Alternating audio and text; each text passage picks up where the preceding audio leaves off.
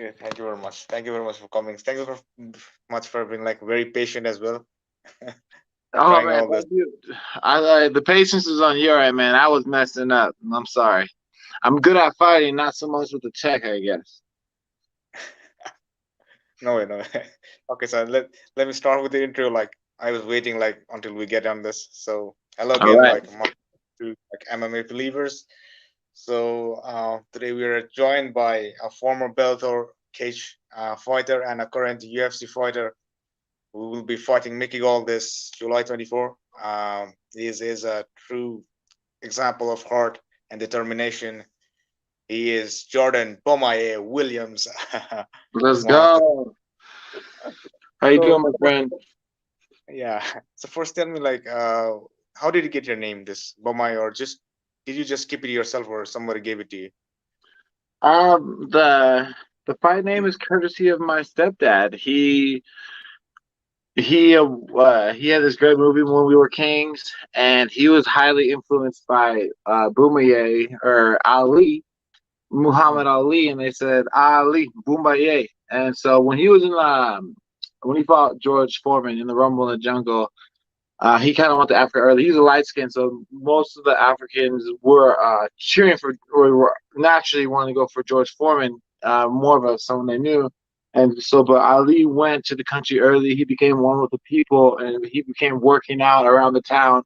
And by the time the fight happened, the whole crowd arena was saying Ali Boombaye, which means kill him in Swahili. So the fact that he was able to get the people on his side and and it's just a badass meaning. I agreed with my stepdad when he came up with the idea.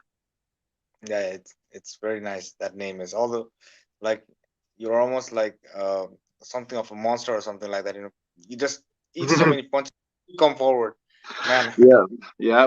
You gotta get them. Yeah, whenever I see your fights, I'm like, how this man is doing it, man. You eat a flying knee and just come forward. That's Yeah, man. It's just just don't not just just trust it. I think I have an innate. It's like instinctual for me to just trust and believe in myself and go in there and every fighter does have that worry before you go in, but it's funny by the time I start going, I just go forward and like see that's when me and my coaches are we're working more on more angles and more of a game plan for Mickey Gall, but yeah, like we're gonna mix it up. We'll just the usual Terminator style that everyone has seen me. Even because like everyone knows I could be Terminator, but like let's be smart now. yeah, yeah. I mean, like for a while, your opponents must be scared, man. Just they're coming with every.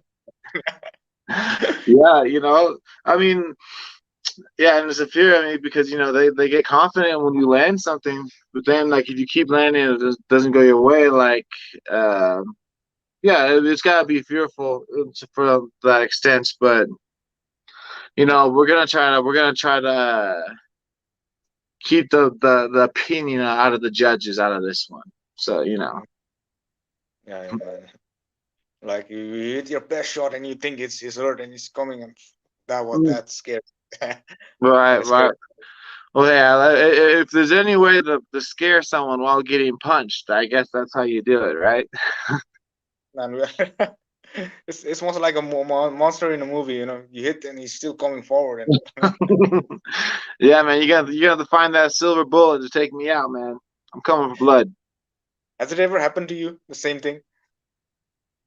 I mean, I would say like not my last fight. I hit him with a couple shots, and I felt him get stung, but I didn't like based on his cardio. I didn't really get to touch him as much as I thought. If like my last fight, so if I was able to get to that point where I was touching him as much as he was touching me and he wasn't going down, I would definitely be concerned. But I've been known to have some one punch knockout power, and if it doesn't come in one, it'll come in a few. So like I don't think my power has been tested yet. I think last fight my intelligence and my awareness and my cardio was tested, but all those tick marks are now covered, and so we'll see. We'll see if someone is able to get me scared of their chin. Yeah, man. Because the last fight, I thought that if you had landed more shots, just you missed many, like not many, like 8 to 10 more shots than Imavov. I thought Mm-hmm. if I think you would have won that. That's what I thought. You know. No, yeah, yeah, man. Thank you. Like that fight, I came in not to be know. Like I came into that fight, I I couldn't run at all. I broke my knee that June. I actually had to pull out of my first contender series fight against Jordan Wright because I broke my knee. We had to push everything back, and then so I was not able to wrestle. I wasn't able to do jujitsu. That was out of the question. No, no kickboxing. My knee broke during kickboxing, so we're like, no kickboxing. The only cardio I had to do for that, I got to do for that last fight was boxing and shadow boxing, basically. That was Wow. and mitt work with my boxing coach. That's all I had was able to do, and sparring.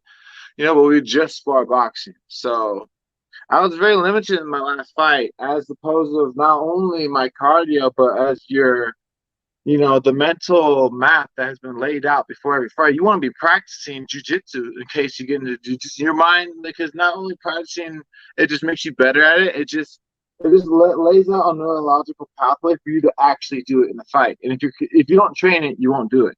So I didn't train anything about boxing, and that's the only thing I got to do that fight. And so my cardio is going to be up. I'm actually able to run. I have top of the line a strength and conditioning coach and land out performance, the same as the Denver Broncos. So I feel, and a new head coach under direction under Mark Montoya, and just a solid team with solid bodies here. That it's no one has seen this level of Jordan Williams yet. That's about to emerge in this next fight. Yeah, that's what I'm thinking. Like now you told like you just did boxing for cardio and boxing, shadow boxing, and now I'm thinking like the level must be very high because uh, the last time you couldn't train kickboxing, you couldn't train jiu-jitsu, you couldn't train wrestling, and now when you can do that, all of this, that Mhm. must be next level of shit. Yeah, yeah, it's like a mental. It's a heavier burden on the body. Don't get me wrong, Yeah, being able to train all the things, but like the heavier you go on the body, everyone knows the lighter the weight feels on your mind. And yeah, it's just like I'm just so confident. I'm so ready. I'm so eager. Just to be able to do all those things now. And I was at 185 last fight. So every time I shot in for a takedown, it wasn't to take him down. It was a situationally maybe get an advantage on the judges scorecard, like to hold him there. Maybe mm, use that to get him the fake for a takedown later down in the road. I usually never went for takedowns again. I mean, could you? I mean, me going against Gregory Rodriguez, he's like, look at the size. He was like 220 when he stepped into the ring, and he's an 8-time national jiu-jitsu champion. Like, no, I ain't gonna try to waste the honor space to try to wrestle that guy. Like, but now at 170s, bring it. Like these are people that are more my size, and it's just I'm like my mental game plan as a lighter body in a heavier weight class was never to wrestle. So just my game plan has unfolded the possibilities. okay, okay. Because like in Imavov, that the last fight, I thought like you were the more of a like fighter, the warrior, the tougher one, just Mm-hmm. that because of those things, because you couldn't do all those other training, you know, that's what happened. But now talking about this, Mickey Gall, I now after hearing this that you are training everything, I think you have a better chance against him. Like I thought Mm-hmm. you were two students, Mickey Gall and you, but now I'm after hearing this, like I think you have like better chance of beating him. So like what are the strengths that you're backing up this time for fighting Mickey? You know, yeah. Like first off, I agree with you. And second off, I'm better everywhere than him, and like so. I've been watching his last fights against Mike Perry. He's like a cookie cutter boxer. Like, he's good. I mean, he's like, when he throws this punch, his jab or his cross, like his other hand's up. But that's like just like pretty boy shadow boxing right there. Like when you're in a dogfight, you gotta make those punches land. You gotta be aggressive. You gotta know how to make those punches land. You gotta get ugly and stay pretty at times. And you got to make the punch land.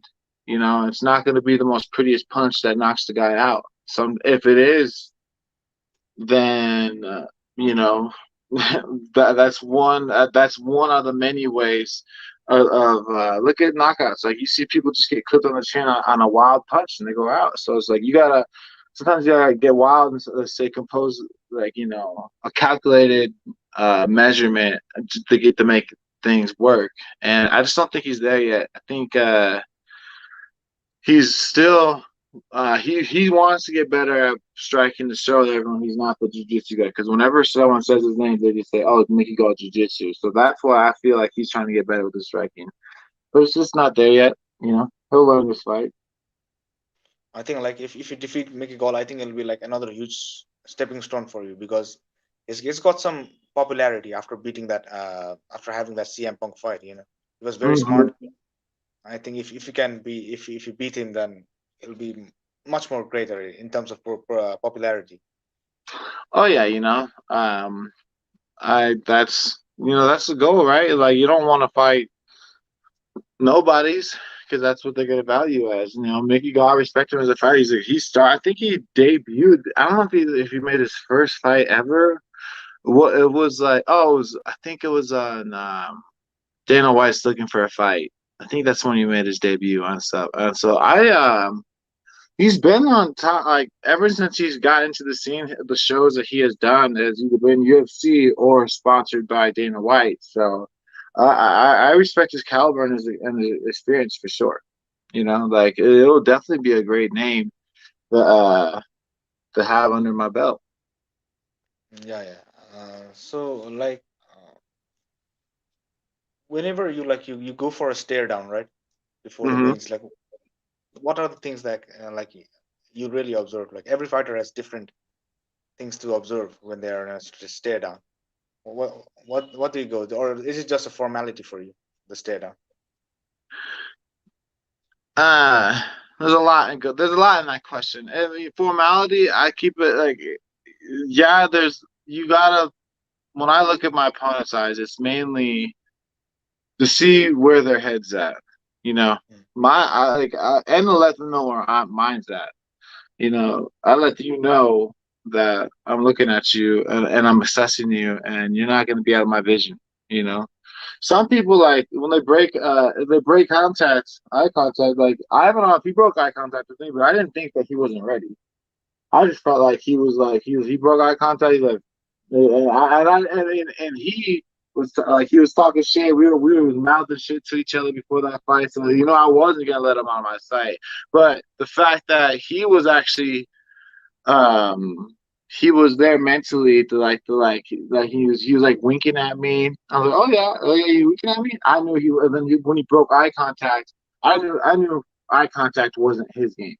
But it's part of my game, and I'm just assessing. It helps me remind myself of the aggression that I have right now. When I'm doing a stare down. So there's a lot. And to answer that formal question, it is formal. Like, and the crowd, I'm there to entertain, and I'm there to show my true intentions, and the crowd likes to see that. And but they also like homeboy was winking and blowing kisses and doing his own game plan. So like I think everyone's stare down. I mean, if you're an entertainer at this level, it should be formal. You should be doing something. you know, don't No, don't like look like you're about to shit your pants now. Come on. no, like I think you just need to be yourself. Just the way you do it is Exactly. Hmm. that's what Exactly. gravitates like towards you or anyone. The true personality. Hmm. That's the Yeah. um That's very awesome, man. So like you get your style of fighting is like very what do you call very chaotic. You get hit a lot, man. Just like same like Gaethje, you know. So like Mhm. how difficult it is after getting a cut in a fight to like carry on. Um, You feel it's, like I mean, oh, I'm sorry to cut you off. Yeah, it's definitely, you have to be aware. You have to be aware of the judges. They're looking at you, even if they know from round one that it was from an illegal headbutt. By yeah, round three, that's your blood you're wearing. So that could like throw throw some mental weight subconsciously on the scorecards. Also, shit hurts, man. Like that was the first time. It didn't look like I was rocked. But that was the first time I had ever been rocked. Basically in a fight, that knockout fight where I got knocked out. I I went into that fight. I had a popped blood vessel, so I mean, I did get concussed. That's that fight, but speaking to many professionals down the road, that's not one I should have taken. I had black eyes the day before weigh-ins, and it just cleared up. So that fight against Ivanov, that was the first time I've been stunned in a fight and been awake throughout the rest of the fight. To that like to that degree, it hurt. It shit hurt. Yeah. So like it was like tender, but it goes away. Like you're not feeling it the whole time, but like sometimes like you'll get hit again with it in that same spot, and be like, oh shit, like I gotta keep unaware of this. I gotta keep aware of my positioning, and it's just kind of like it's like chess. It's like chess. Like you just know you. It looks like you're losing a lot more now because of that cut, and you know you could use it, I guess, in jujitsu, but it's just like situational more than anything. yeah, because like the blood keeps running and the oxygen gets cutting off. So that's what I thought, man. It must be Mm-hmm. like tough, really great. I feel like to really get carry on, after that illegal headbutt. So Thank you, man. Yeah, yeah, man. some Yeah, illegal. it's yeah, it's fucking illegal, man. Hey, it's part of the game. The ref. I believe. I mean, I don't want to talk shit about any refs, but then the second headbutt, he didn't even see. But even Imavov, like he saw it, and he was just like, hey, like he stopped, and the ref's like, keep going, and we're like, all right, like so, like even I do give props for him for knowing what that he did the second time. The second time it did uh crack on all of them, but that's how I knew something was happening. I was like, yo, what the fuck? Like, what just happened? I thought it was actually, and I was so like out of or not out of I was so um not knowing what like if the pain was coming from an eye poke or a headbutt. I was like, dude, they fucker eye poked me, and they're like, no, he headbutted you. I was like, oh, okay, that was a headbutt. So yeah, I'm not gonna talk shit about the ref, but I'm like, come on, man, come on, kid, come on, kid. Okay. So coming back, like coming to the eye pokes, So like, do you think like there should be a new glove design for MMA because eye pokes are like very very dangerous, right? Hmm. Um, Let me tell if they can. If I mean, I'm not opposed if they can create one where you can keep the dexterity and keep the full motion of your hands. Now, do I think they're there yet? No, I don't think they have the technology. I haven't seen one yet. A good glove to successfully cover the fingers, but also make you have full use of them um for like submissions. And also, a lot of refs don't see the glove grab. And if you're giving a lot of more glove to grab, um, then if that's going to be hard on that end too. And then my third point on this whole topic is like I've never eye poked anyone in a professional setting in a fight.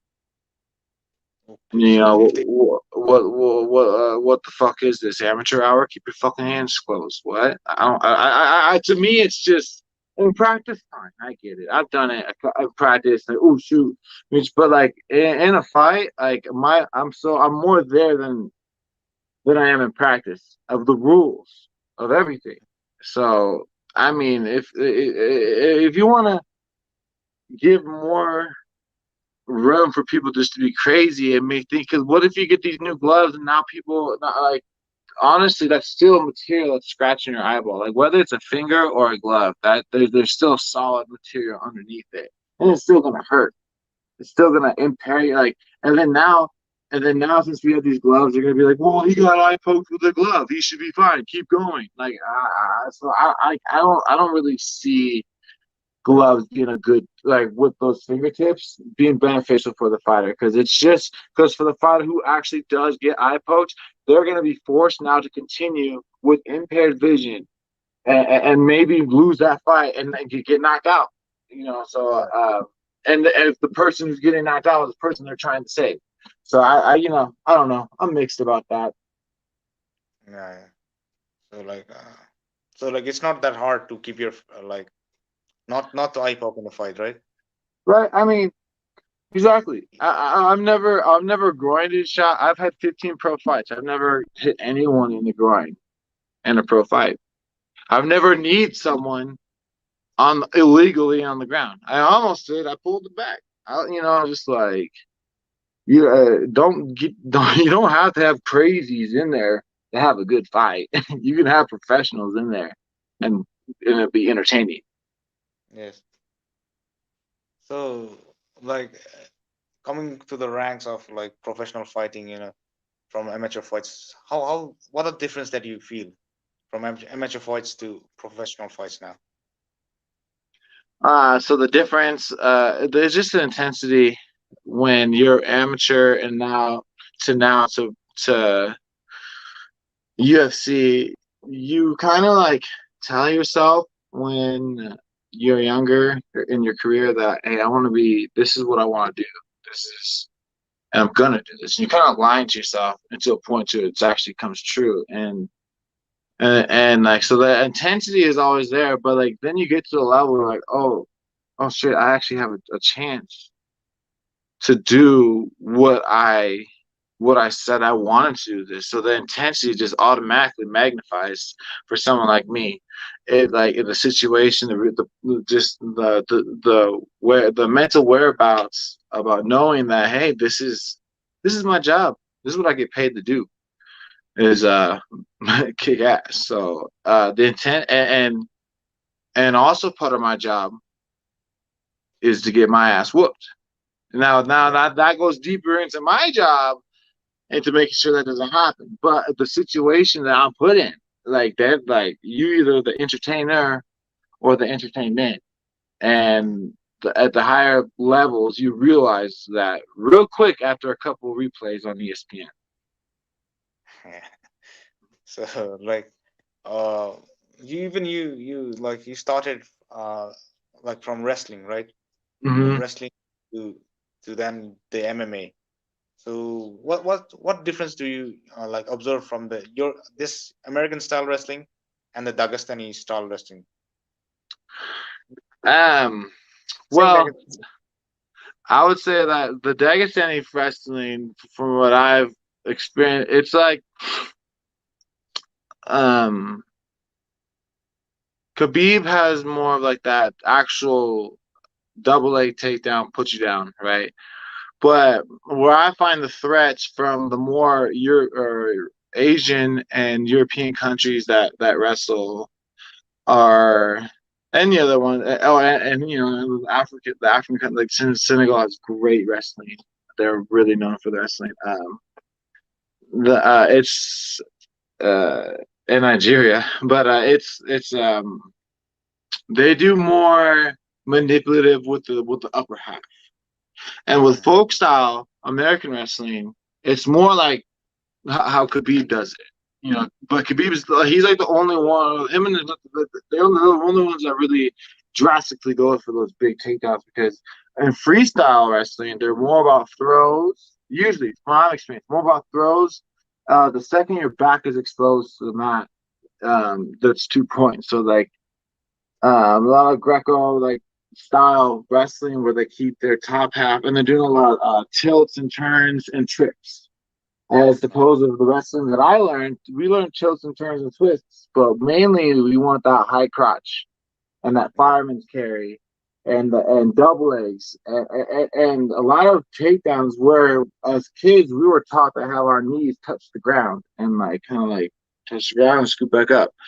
But as a wrestler in MMA world, you don't want to ever let your knees really touch the ground. You got like you don't ever want to a slow down that motion, and b you're putting yourself in levels you can get the fuck kneed out of you. Like you can get knocked out from a knee. So Yeah. you like I think that the way they grew up wrestling, how they're taught just based off the rules, helps them translate better I don't know. into MMA. But there are a lot of. But I did also learn freestyle out here in the States. So we have great freestyle here as well. So I think it's just a matter of what type of wrestling that you learned growing up and what are you able to like forget. Yeah, okay, yeah. So like one guy in the comments says like, hey, is that Littlefoot Silva? So that, Hey, I'm a lot prettier than a little foot silver. All right, look how beautiful I am. oh god, never.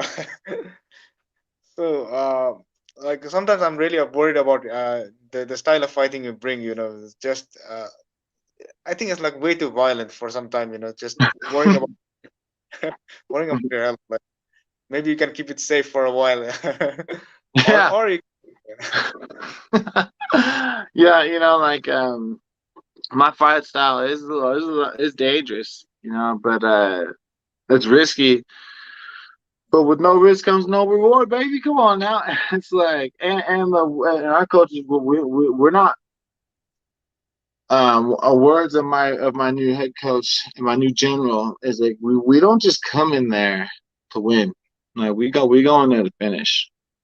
You Yeah, know, that's the type of mindset. A warrior, you know, the safest way to win a fight is usually to have that mentality. Is like I'm gonna take you out before you do any damage to me. That's if you think about it, that's a pretty safe way if it goes your route. Is as opposed to say I'm gonna stay back on the fence. I'm gonna pick my shots, and I'm just gonna win. I'm just gonna systematically win and stay and stay out of danger, just a little, just stay out of danger. But I'm gonna let the danger stay there. I'm not gonna be so urgent as to get the threat out of the picture. Sometimes getting the threat out of the picture is the safest way to no damage. yeah, cool. So like you into like sports like MMA betting also sports betting.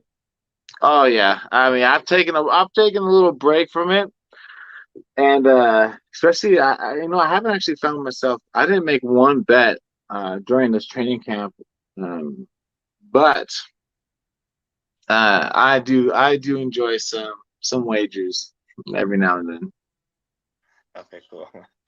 Uh, like the fight that is coming, Dustin Poirier versus McGregor. So who you got on this one? Oh man, I was wrong. I was wrong on it last time because I didn't. I wanted Dusty to win, but I thought Connor had his number already picked up. But I honestly I wasn't sure on where Dustin was mentally to believe himself. And man, was I so happy he shut me up. Like so, I'm gonna go off a piggyback bandwagon off my boy Dusty 48. I've always loved Dusty. Back in the day when he was on, like, watched this documentary back with him when he started back in Louisiana, or I've always been a fan of Dusty. So I'm just gonna like not lose faith in him this time and stick to my guns and say Dusty's got it. You know. So like coming back to you, how difficult it is to like train with your illness. Of course, it inspires a lot of people, like me, and Hmm. whenever we see the story, but like how difficult it must be very difficult to like remanage your diet and everything. Even doctor told you like not to fight, and you you still did it, and you paid. Yeah. Yeah, that's funny. It is difficult. I'm not gonna lie. It's like it's an extra. If I'm taking care of myself, it's easier to be lazy and to let your numbers slip and let your diet slip. But it's hard in the sense that one of the things that's hard is, and I wish people like really understood, is like my muscles really feel like they feel fatigued a lot. And what happens with type 1 diabetics, especially, is like when you have higher blood sugars, your muscles start to um, obtain atrophy.